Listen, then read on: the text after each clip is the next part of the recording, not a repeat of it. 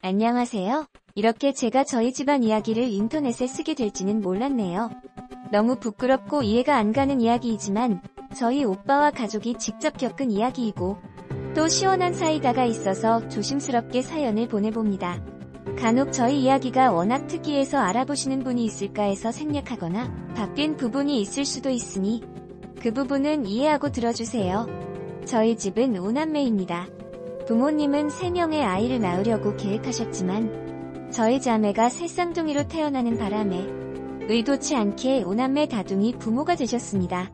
큰언니, 오빠, 저희 3자매 이렇게 다복하게 자라게 되었습니다. 부모님이 아들을 낳으려고 많이 낳으신 건 아니지만 여자 형제가 4명이나 있다 보니까 사람들이 오빠가 장가가기 힘들 거라는 말을 많이들 하셨었어요. 다행히 아버지가 열심히 일을 하셔서 저희 남매는 큰 경제적 어려움 없이 자랐고 대학도 부모님의 지원하에 어렵지 않게 다닐 수 있었습니다. 문제는 오빠였는데요. 언니는 약사, 저희 둥이들은 회계사, 세무사, 세무공무원이 되었는데 저희 중 가장 학벌은 좋았던 오빠가 취업에서 줄줄이 떨어지는 거예요. 서류 전형은 붙는데 면접에서는 줄줄이 낙방하면서 취직도 못하고 그 자랑스럽던 오빠는 부모님의 걱정거리가 되어버렸습니다. 학창시절에는 오빠가 가장 공부도 잘했고 착하게 자랐어요. 그은한 사춘기에 말썽 한번 부린 적 없고 부모님 말도 잘 듣고요. 다만 오빠는 숫기가 없어서 친구도 별로 없고 여자친구는 대학 다니는 내내 사귄 적이 없더군요. 나중에 한 사실이지만 군생활 내내 공문관이라고 해야 하나요? 많이 힘들어했다고 해요. 부모님이 매번 군대 면회 가서 선임들한테 치킨 먹이면서 아들을 부탁해야 했다고 나중에 말씀해 주셨어요. 결국엔 아버지 인맥으로 작은 회사에 취업도 시켜보았는데 1년을 못 버티고 그만두거나 잘리더라고요. 투자 목적으로 사놓으셨던 땅이 개발되면서 경제적으로 풍족해지신 부모님은 오빠한테 가게를 차려주셨는데 오빠는 장사 체질이 아니었던지 가게도 2개를 말아먹더군요. 오빠가 게으르거나 한 건 아니지만 사람을 다룰 줄 모르고 그저 착한 것이 문제였어요. 집안에 돈이 있다는 걸 어떻게 한 사람들에게 이용만 당하더라고요. 결국 오빠는 아버지 밑에서 기술을 배워서 일을 하기 시작했어요. 일명 기름밥이라고 하지만 사람을 많이 상대하지 않아도 되니 오빠도 몸은 힘들어도 마음은 편하다고 하더라고요. 오빠가 어느 정도 기술을 익히고 일이 손에 익자 부모님은 결혼을 시키고 싶어 하셨어요. 하지만 아버지 회사가 남자들만 있는 곳이고 오빠가 친구가 없다 보니 여자 만날 일이 거의 없더라고요. 부모님이 선을 보게 하셨지만 한 번도 상대한테 용기 내어서 애프터를 못 하더라고요. 사실 저희는 오빠의 성정체성을 의심도 해보았습니다. 근데 이성을 좋아하는 성향은 맞았어요. 그러던 어느 날 오빠가 결혼을 하겠다고 부모님께 말을 하더라고요. 저희 가족은 다 깜짝 놀랐죠. 일주일 전까지 선을 보던 오빠가 결혼을 하겠다고 하니까 놀랄 수밖에 없죠. 어떻게 된 일인지 물어보니까 몇 달 전 고등학교 친구들 모임에서 부킹을 했는데 술에 취해서 정신을 잃었다고 해요. 다음 날 부킹에서 만났던 여자와 모텔에서 깨어났대요. 여자의 말로는 오빠가 자기를 끌고 모텔로 들어갔다고 하는데 오빠는 아무 기억도 안 난대요. 여자가 지난 밤에 대해 이야기하니 기억은 안 나지만 미안하다고 사과하고 번호 주고 헤어졌는데 3일 전에 여자한테 연락이 와서 만나보니 오빠의 아이를 가졌다고 합니다. 아이를 지우고 싶지 않다고 했다고 해요. 오빠도 자기의 아이를 가졌다고 하니 결혼을 해야 하겠다고 생각하고 그 여자에게 결혼하자고 했다고 합니다. 평소에 오빠답지 않은 모습에 저희 가족은 다 놀랐지만 이걸 반겨야 하나 고민이 많았죠. 우선 오빠의 아이를 가졌다는 여자를 만나보기로 했습니다. 첫인상도 별로였고 마음에는 들지 않았지만 오빠가 결혼을 못할 줄 알았던 부모님은 그 여자분을 완전 환영하더라고요. 뭐 저희 자매는 마음에는 들지 않았지만 시누이짓 한다고 할까봐 한마디도 못하고 오빠의 결혼을 지켜봐야 했습니다. 급하게 상견례를 하게 되었는데 상대 쪽에서는 오빠를 아예 범죄자 취급을 하더군요. 참다 제가 한마디 했죠. 대개 따님이 어디 모질한 것도 아니고 합의하에 일을 저질렀고 아이가 생겨서 책임지고 결혼까지 하는데 왜 우리 오빠를 범죄자 취급을 하냐고요. 그러자 상대방에서는 또 난리더군요. 신우들이 다 기사 세고 사자 직업이라 자기 딸 시집살이 시킬 것 같다고요. 결국 저는 엄마의 불꽃 등짝을 맞고 상대방에서 하는 말도 안 되는 요구를 다 들어야 했어요. 30평대 아파트를 자가로에 와야 하고 혼수도 예물도 다 우리 오빠가 하라고 하더군요. 또 여자가 집에 생활비를 월 200 찍은 줬으니 결혼 후에도 줘야 한다고 하더군요. 저희 부모님은 그 정도 능력은 대신이 다 해주시겠다고 승낙을 하시고요. 저는 오빠가 왜 이런 결혼을 해야 하나 이해가 안 갔어요. 오빠한테 그 여자 좋냐고 사랑하냐고 물어보니까 그저 착하기만 한 저희 오빠는 자기 아이니 책임져야 하지 않겠냐는 말만 하더라고요. 마침 시기적으로 엄마가 제 이름으로 사놓으신 아파트가 막 입주를 시작해서 오빠의 신혼은 거기서 시작하기로 했어요. 명의를 오빠로 바꾸어 주려고 했는데 여러가지 문제 때문에 명의는 나중에 바꾸기로 했어요. 아버지는 오빠한테 중형차도 사주시고 월급도 2배로 올려주셨어요.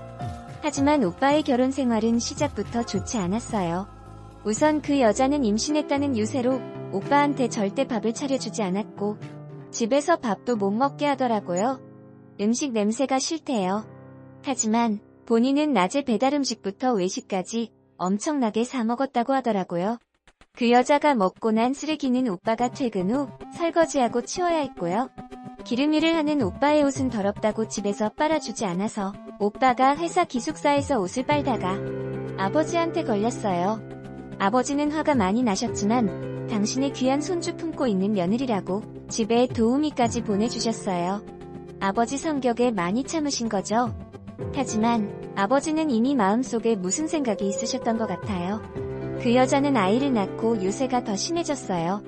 조리원도 1000만원짜리를 요구해서 아버지가 다 들어주셨어요. 조리원에서 집에 돌아온 여자는 더 유세를 떨더군요. 오빠는 미세먼지가 나온다는 이유로 집에서 음식을 먹을 수가 없었어요. 집에 가도 아이를 안아보지도 못하게 한다고 했어요. 오빠가 땀을 흘리고 기름일을 하니까 더럽다고요. 그리곤 말끝마다 부잣집 아들이라고 하더니 아무것도 없다고 투덜거리더래요. 가만히 그 이야기를 듣던 오빠가 나는 한 번도 부잣집 아들이라고 한 적이 없다고 하니까 친구들이 술자리에서 그랬대요. 이 녀석이 부잣집 아들인데 기기가 없어서 여자를 만난 적이 없는데 외아들이고 부모님이 착해서 결혼하면 땡 잡는 거라고요. 휴, 아이 낳았다고 1000만원짜리 조리원 보내주고 3달간 도우미 보내주고 가사 도우미도 부모님이 보내주셨어요. 30평대 아파트에 살게 해주시고 차도 사주고 매달 저금하지 않고 그냥 쓸 수 있는 돈 300만원도 주고요. 그 여자는 결혼하면서 100원도 쓰지 않았어요. 해교여행, 신혼여행 다 저희 부모님이 보내주시고요. 이 정도면 잘해주신 거 아닌가요? 저는 이 모든 상황이 답답했지만 시누이 짓 한다는 말이 듣기 싫어서 그냥 지켜만 보았어요. 그 여자가 미혼이 조카도 이쁘지 않더라고요. 제가 원래 아기를 좋아해서 친구들이 낳은 아이를 완전 이뻐하는데 제 조카라고 하는데 우리 가족을 닮은 것 같지도 않고 예쁘지 않아서 그냥 도리만 했던 것 같아요. 산후조리를 100일 넘게 한 그 여자가 아이 키우기 힘들다고 징징거리고 오빠를 괴롭히니까 아버지가 마침 같은 단지에 살고 있던 고모를 도우미로 고용했어요. 오전 시간에 가서 아이를 봐주라고요. 너무 먼 친척이라 그 여자는 아버지 친척인 건 몰랐고요. 한 달 넘게 오빠네 집에 드나들던 고모에게 연락이 왔대요. 고모가 많이 고민하다가 말하는 거라고 하면서 오빠 아이, 진짜 오빠 아이 맞냐고 물어보더래요. 고모가 오후에 오빠네 집에 놓고 간 것이 있어서 다시 찾아갔는데 웬 남자가 잠옷 차림으로 안방에서 자고 있었다네요. 사촌 오빠라고는 하는데 그래도 좀 이상하다고요. 평소 그 집에서 본 게 있는 고모가 진지하게 유전자 검사를 해보라고 하시더군요. 사실 아이 처음 낳았을 때 제가 한번 해보자고 했다가 부모님한테 엄청 혼났는데 이번엔 부모님이 좀 진지하게 받아들이시더라고요. 오빠한테 말하면 충격받을까봐 우선 저희끼리 검사를 해봤는데 결과는 예상했던 대로 오빠의 아이가 아니었어요. 저희 가족 모두 충격을 받았지만 침착하게 대처하기로 했어요. 그 여자에게 복수하고 싶었거든요. 그래서 증거를 수집하기 시작했어요. 오빠를 만나서 정말 어렵게 상황을 이야기했는데 의외로 담담하게 받아들이더라고요. 어쩌면 대충 예상은 하고 있었나봐요. 여자가 오빠한테 전혀 애정이 없었으니까요. 정말 오빠가 화도 안 내고 너무 담담히 받아들이니까 제가 더 화가 나더라고요. 오빠한테 전화기를 쥐어주고 그 여자가 평소에 오빠한테 못되게 군 것들 다 스스로 시인하게 하고 녹음해 놓았어요. 물론 친정에 지원해준 것들도 정확히 제가 계산하여 스스로 시인하게 하고 녹음해 놓았고요. 정말 욕 나오는 게 진짜 많이도 빼돌렸더라고요. 이번에 알게 된 게 그 여자 부모님이 사는 집도 오빠가 얻어주었더라고요. 오빠가 모아놓은 돈이 얼마 없으니 월세집으로 얻어놓았는데 다행히 오빠 이름으로 계약을 해놓았더라고요. 그 멍청한 여자한테 이제 슬슬 고모님한테 아이 맡기고 외출도 하고 그러라고. 그런데 도움이 믿을 수 없으니 CCTV 설치하자고 했더니 좋다고 동의하더군요. CCTV 설치 후 나를 잡았어요. 고모님이 급한 일이 있어서 일찍 퇴근하면서 CCTV를 켜놓고 나왔어요. 그 여자는 그 사실을 몰랐죠. 집 밖에서 지켜보는데 고모님 퇴근하자마자 그 남자를 부르더군요. 휴, 뭐가 그리 급했는지. 거실에서 난잡한 행위를 하는데 CCTV에 다 녹화가 되고 있었어요. 오빠랑 같이 집에 비번을 누르고 들어갔고 그들의 행위는 오빠 손에 들고 있던 핸드폰에 다 녹화가 되었고요. 빼도 박도 못한 증거와 현장을 들킨 여자는 아이를 걸고 용서해달라고 하더군요. 그 여자 앞으로 친자 확인서 던지니까 위자료로 집을 주면 이혼해주겠다고 하더군요. 위자료는 저희가 받아야죠. 그 여자한테 우리는 이혼 소송 안 하고 혼인 취소 소송할 거고 아이도 소송을 통해서 오빠 밑에서 흔적을 지울 거고 위자료 소송을 할 거라고 이야기해 주었어요. 그리고 그 여자가 너무 미워서 그 자리에서 그대로 내쫓았어요. 네가 입은 옷 다 우리 오빠 돈으로 산 거지만 홀딱 벗겨서 나가라고 할 수는 없으니 딱 한 벌만 입고 나가라고요. 그 여자 부모도 집에서 내쫓았어요. 가전이고 뭐고 다 오빠가 산 거니까 옷만 들고 나가라고 해서 쫓아내버렸어요. 처음에는 버티더니 저희가 수집한 증거드림이니까 그냥 나가더라고요.